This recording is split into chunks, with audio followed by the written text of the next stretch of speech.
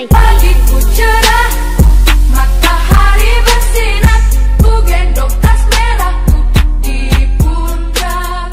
Selamat pagi semua, ku nantikan diri. Bismillahirrahmanirrahim. Assalamualaikum warahmatullahi wabarakatuh. Apa kabar anak-anakku semuanya, murid-murid kelas 3? Sehat-sehat semuanya ya. Semoga kalian selalu dalam lindungan Allah Subhanahu wa taala. Amin ya rabbal alamin. Kembali lagi dengan Miss Hari untuk materi PJJ Fikih Ibadah. Sebelum kita memulai pembelajaran hari ini, mari sama-sama kita membaca doa sebelum belajar. Berdoa dimulai. Bismillahirrahmanirrahim. Rabbi zidni ilman warzuqni fahman. Amin ya rabbal alamin. Semoga Allah memberikan keberkahannya, pemahamannya bagi kita semua pada hari ini.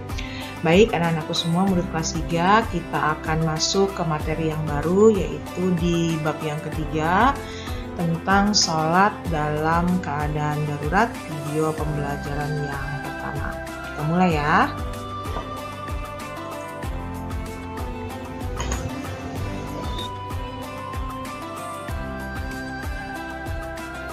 Baik anak-anakku semuanya, materi pembelajaran hari ini hanya 2 saja. Yang pertama kita akan membahas tentang kedudukan sholat bagi umat Islam dan sholat dalam keadaan darurat.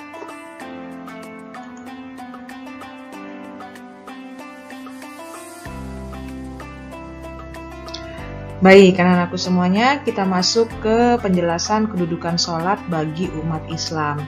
Kedudukan sholat bagi umat Islam adalah sebagai amalan utama yang akan kelak diperiksa pertama kali di hadapan Allah Subhanahu wa taala.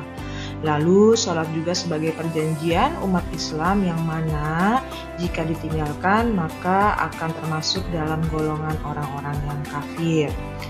Bagi umat Islam yang sudah mengetahui peraturan dan hukum-hukum agama Islam, namun dia tidak menaati aturan tersebut, yang disebabkan karena iman yang kurang kokoh, maka orang tersebut disebut dengan fasik. Nah, sedangkan bagi umat Islam yang teguh imannya dan yang sungguh-sungguh dalam menjalankan perintah agama, maka disebut dengan istiqomah ya. Jadi kebalikan dari fasik adalah istiqomah, teguh pendirian.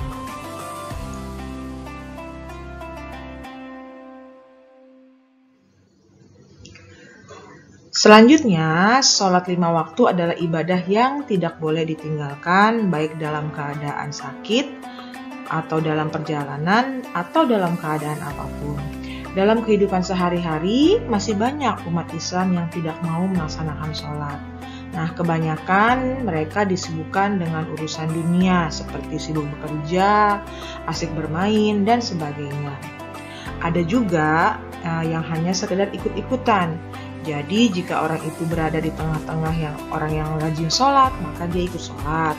Namun jika berada di tengah-tengah orang yang tidak sholat, maka dia tidak sholat pula.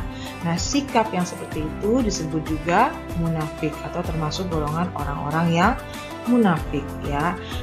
Jadi ikut-ikutan ya. Kalau orang sholat dia ikut sholat, tapi kalau nggak sholat ya dia juga nggak sholat. Jadi tidak ada pendirian. Nah, disebut dengan munafik.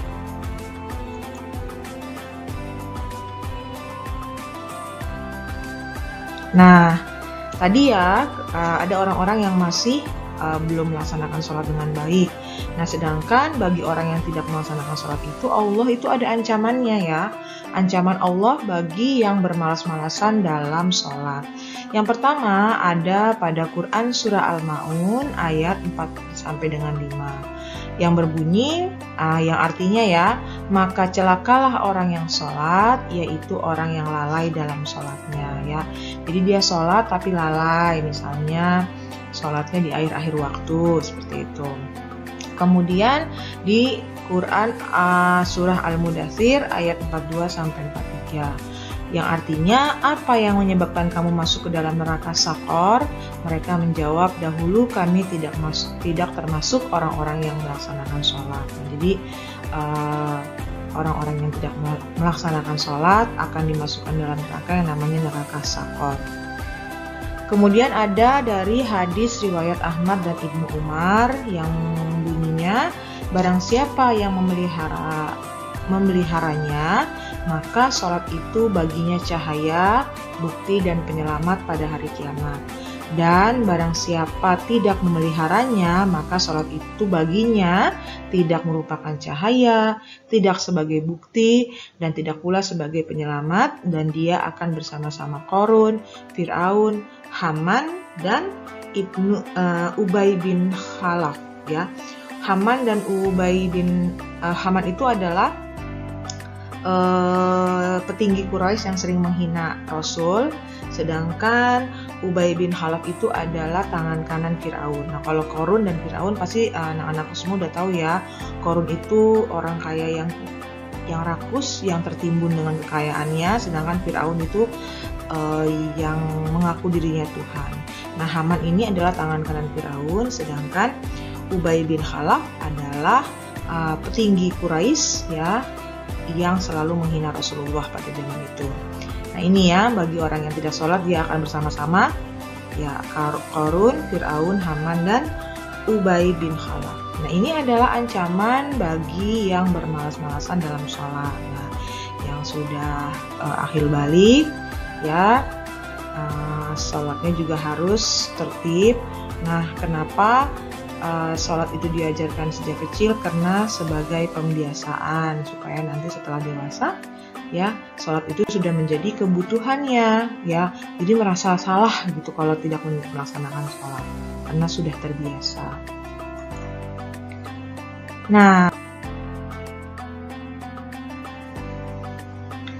Nah, selanjutnya adalah penjelasan sholat dalam keadaan darurat. Ini pengertiannya dulu ya, belum ke tata caranya. Nah, pertama adalah sholat adalah ibadah yang tidak boleh ditinggalkan ya, sudah tadi dijelaskan panjang lebar. Namun di sini Allah Subhanahu wa taala memberikan rukhsah atau keringanan jika dalam pelaksanaan sholat keadaannya darurat. Nah, ini disesuaikan dengan kondisi masing-masing. Nah, pertama rukhsah sholat bagi yang sedang sakit ya. Kalau sakit, kalau masih kuat bisa dengan berdiri. Jika tidak kuat berdiri, maka dibolehkan untuk duduk. Kalau duduk juga tidak kuat, boleh berbaring. Tapi sini berbaringnya menghadap ke kanan, ya, ke arah kiblat. Jika tidak kuat berbaring miring, maka dia diperbolehkan untuk terlentang dengan kaki menghadap kiblat, telapak kaki menghadap kiblat. Nah, kalau dengan terlentang seperti ini biasanya sudah menggunakan isyarat ketika ruku dan sujudnya. Selanjutnya, rukhsah dalam keadaan darurat adalah jika dalam pelaksananya mendapatkan kesulitan, seperti dalam perjalanan jauh naik kendaraan, baik itu transportasi darat, laut, ataupun udara. Nah, untuk dalam kendaraan ini dilihat dulu bisa nggak sholatnya berdiri. Kalau sulit maka boleh dalam keadaan duduk. Nah, misalnya di dalam bis, kalau dalam bis kan atau pesawat tidak bisa berdiri, atau kereta api ya. Cuman kalau di dalam kapal laut itu bisa berdiri, bisa juga duduk. Nah, kalau sekiranya kapalnya tidak ombak yang besar ya, aman untuk sholat berdiri, silakan berdiri. Namun jika dalam keadaan ombaknya kencang, bisa membahayakan, maka diperbolehkan untuk duduk. Nah, itu sekiranya penjelasan singkatnya ya tentang rukhsah bagi yang sedang sakit dan dalam keadaan darurat.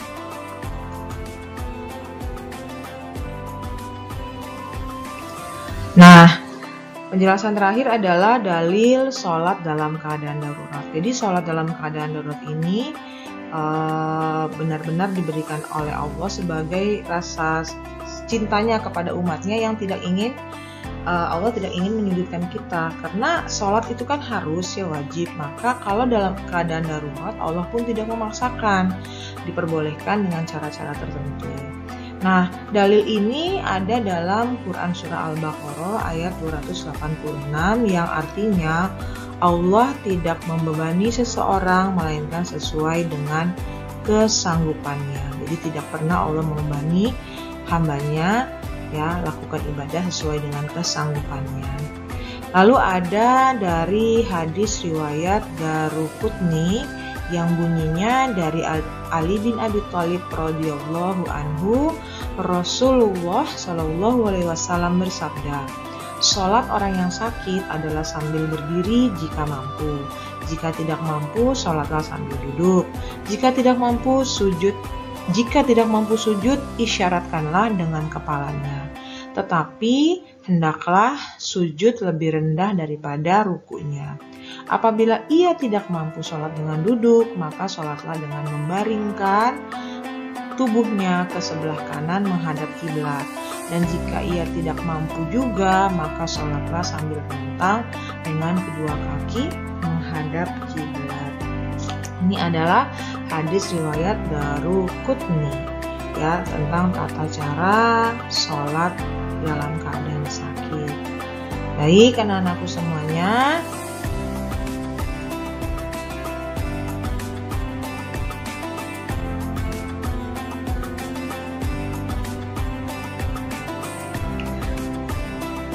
nah, demikianlah materi pembelajaran kita hari ini. Singkat saja karena memang materi kita sudah hampir selesai ya untuk semester yang pertama. Insya Allah akan ada video pembelajaran yang kedua untuk menjelaskan tata cara lengkapnya sholat dalam keadaan darurat ya.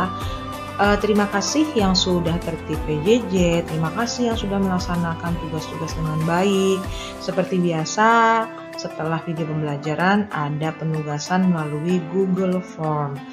Nah, absensi misalnya diambil dari pengumpulan Google Form hari ini. Jadi minta tolong dikerjakan dengan baik dan disubmit juga hari ini ya. Kita tutup dengan hamdalah. Alhamdulillahirrabbilalamin.